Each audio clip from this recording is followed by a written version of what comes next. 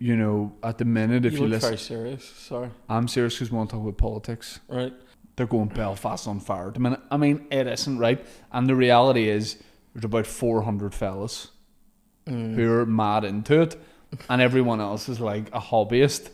And you know that the See, when you riots. say a hobbyist, that Yeah. makes me think of people painting wee toy soldiers, because that's what we call ourselves. But go on, what? Well, at the end of the day, I think they are just toy soldiers, mate.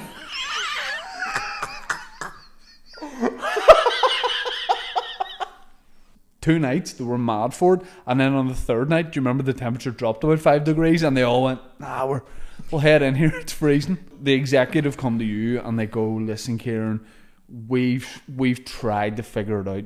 We've had meetings about having meetings I would say to potentially have meetings."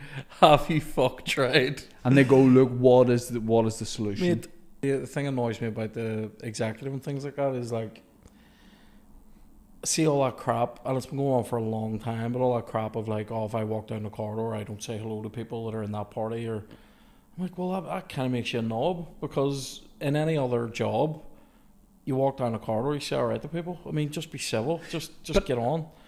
So at that basic level, they're not trying. I don't know, mate. But in terms of fixing it, it's a shit show, because who are you asking to fix it except people that have profited greatly off this type of thing happening? All I know is the situation on both sides of that peace line is pretty similar.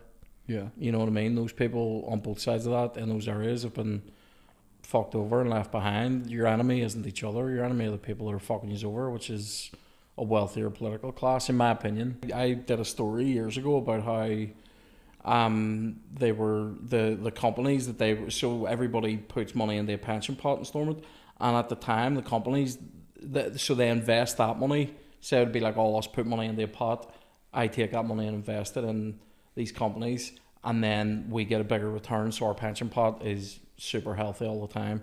But the companies that we're investing it in are all like literally the fucking worst companies on earth. Extravision.